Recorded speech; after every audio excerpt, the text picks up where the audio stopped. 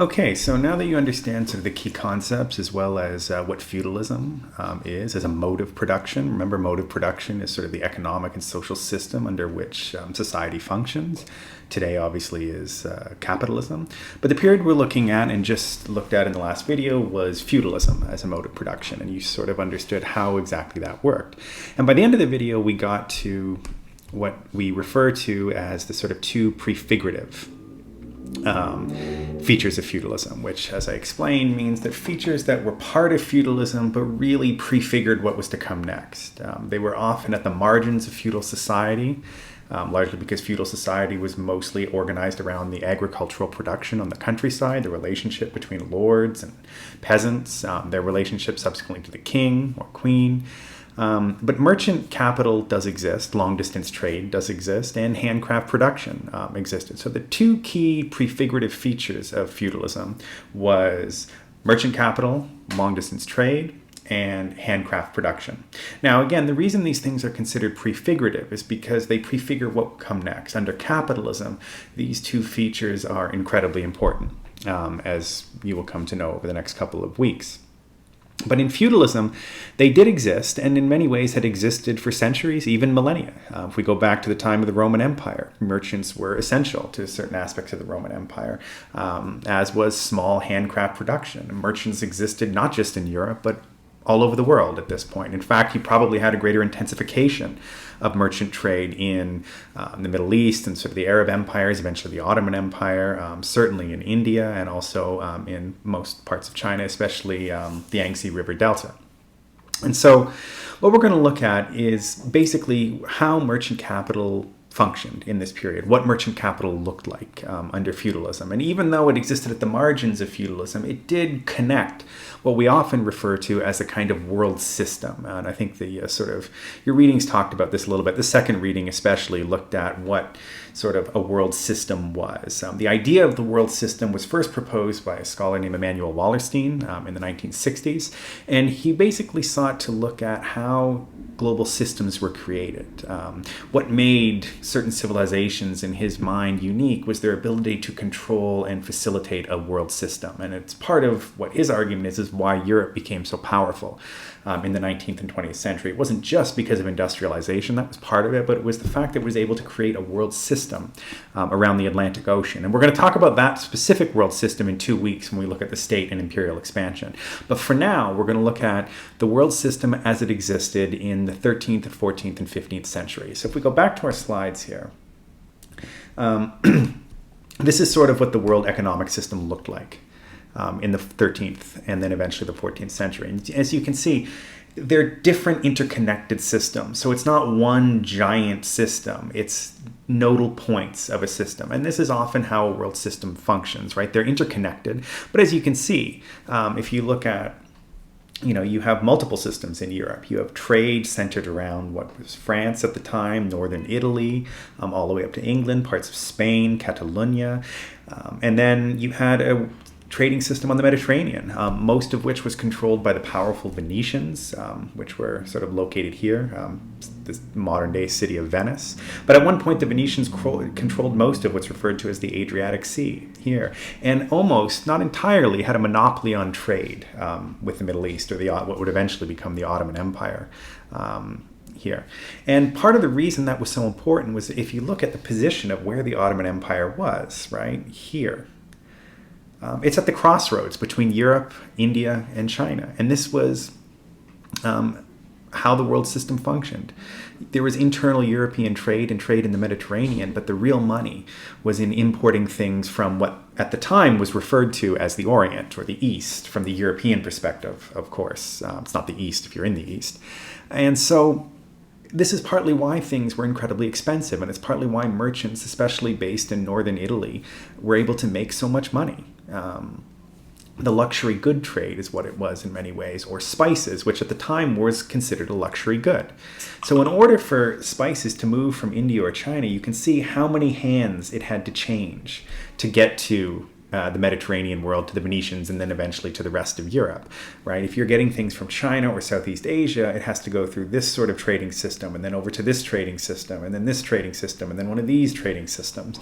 And so by the time it gets to Europe, it's incredibly expensive, which is why fortunes were made in the merchant trade. And it's what enriched northern Italy. It's partly what led to the Renaissance, that sort of explosion of art and culture centered in Florence and Siena and Venice and Genoa in the 14th and 15th century.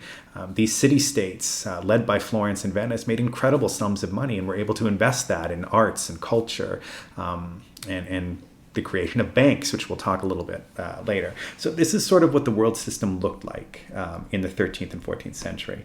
And if you see in this slide, what you start to see is the solidification of what we refer to as the Silk Road.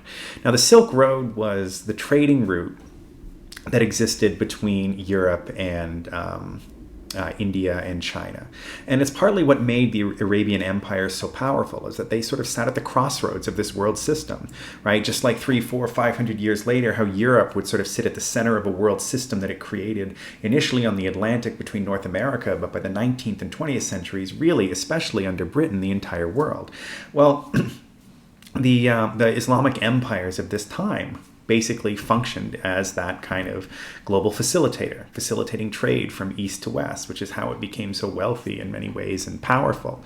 And so what you had was sort of two Silk Roads. There was a land Silk Road and what was mostly a maritime Silk Road. And as you can see, the maritime Silk Road starts in Italy again. It's partly why northern Italy becomes so wealthy during this period, and you get sort of the Italian city-states that lead to the Renaissance.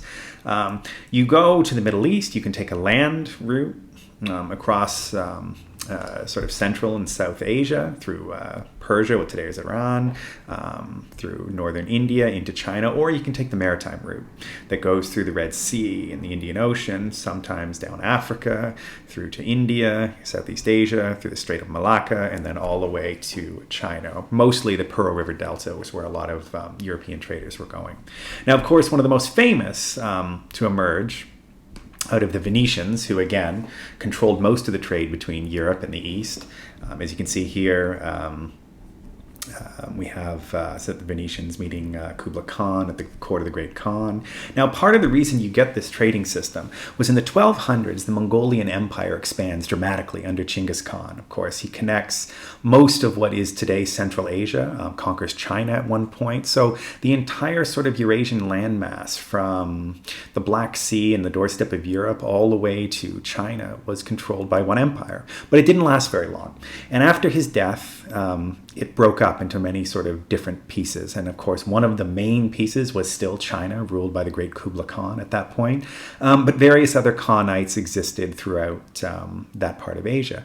Now, what was significant about the Mongolian Empire, besides the fact that they invented paper money, or at least had a robust system of paper money, was that you had relatively free movement if you could get a passport in that area. So the Mongolians created this system of mobility that was reliant on passports, which allowed you sort of free passage through the Mongolian Empire. And even after the breakup of the larger Mongolian Empire, you could still get passage. And as you can see in the next slide, the most famous traversers of the Silk Road was, of course, Marco Polo. And here is Marco Polo with his father in, I believe, 1412. It's a depiction of him meeting the great Kublai Khan. And what he's being passed here is a sort of golden tablet, basically a passport. And that basically allowed him to move freely throughout the empire. And of course, when he comes back, he writes of sort of the great riches of the court of the Great Khan, sort of all the sort of the wealth to be had with trade in the Orient, and it leads to an explosion of interest in Europe on all things that are going on in the East. And it creates many wealthy households in northern Italy. And as I explained, a lot of this trade, this capital that gets raised from long distance trade often gets put into the creation of banks. One of the most famous being the Medici Bank in Florence.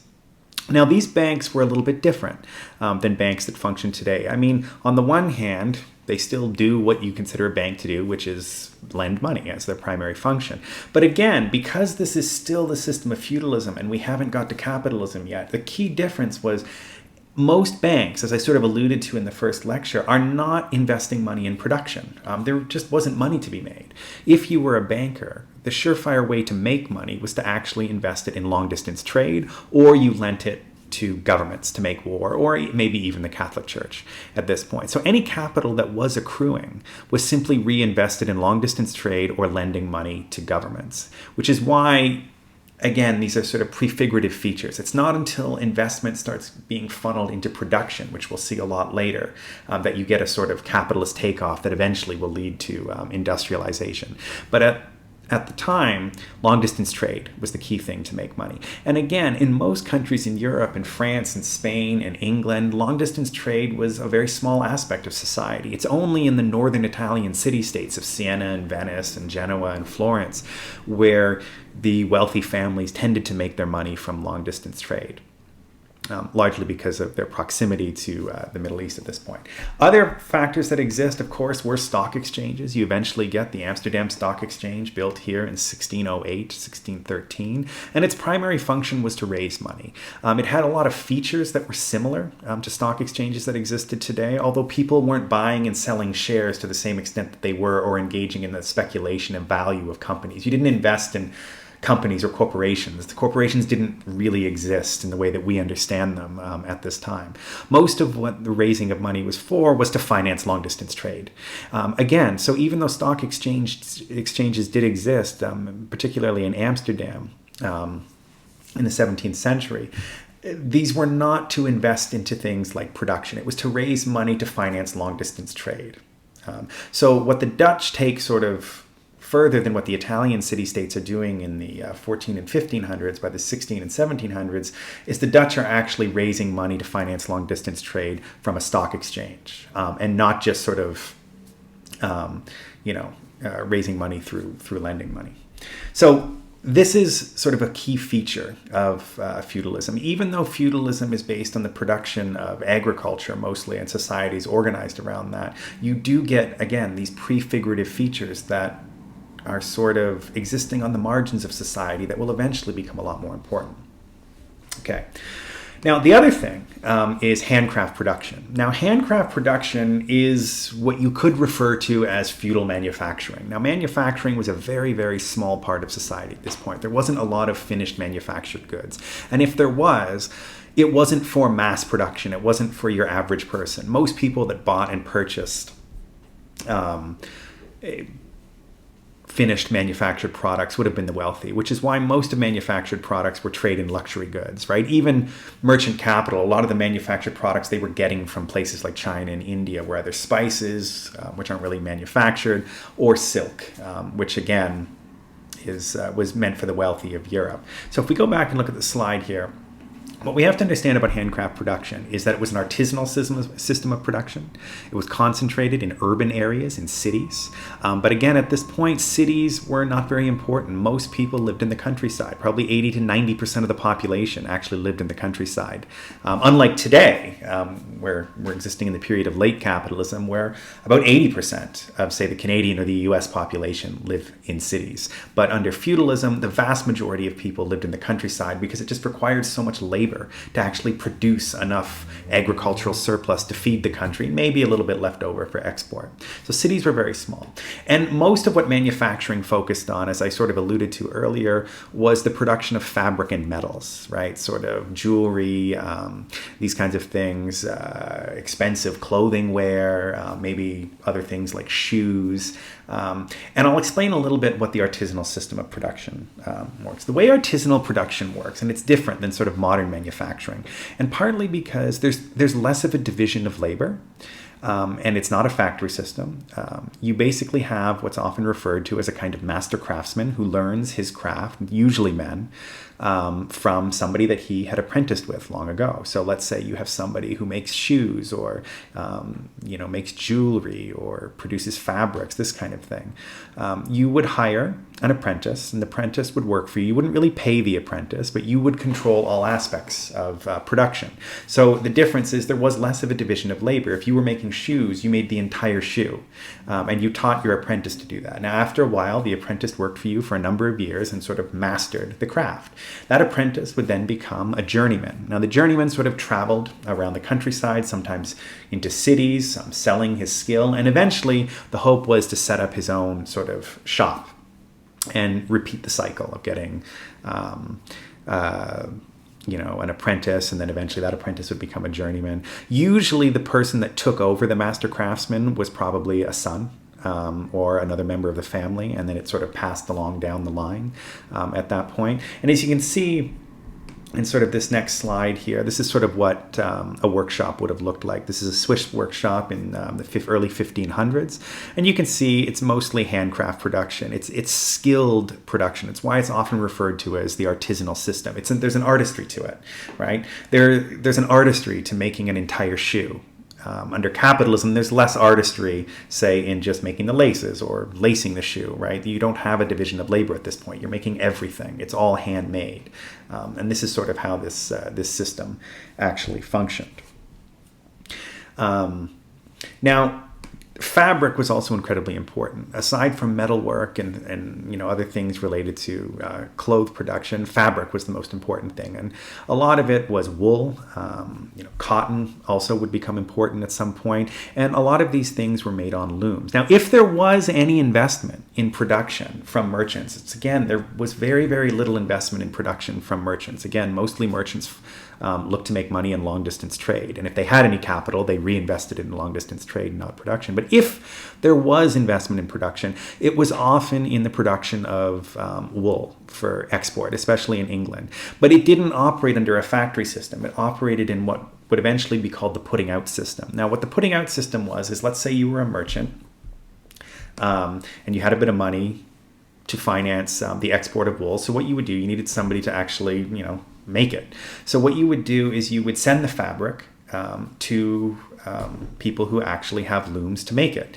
And so it wasn't exactly capitalistic in that sense, largely because the people making the wool controlled some aspect of the means of production. They probably had their own loom, right, as you can see here, to make it, to make sort of the stitching and everything. And so the merchants didn't have complete control over it. The things that they were produced in somebody else's workshop, and then eventually it was sent back to them, and then they would export it. And you can just see here a few photos. Here's another one of what I think this is cotton being spun. This is much later. This is not in sort of the feudal period. And here's another example as well. And so this system of artisanal production existed mostly in cities. It was mostly done by master craftsmen, not sort of large scale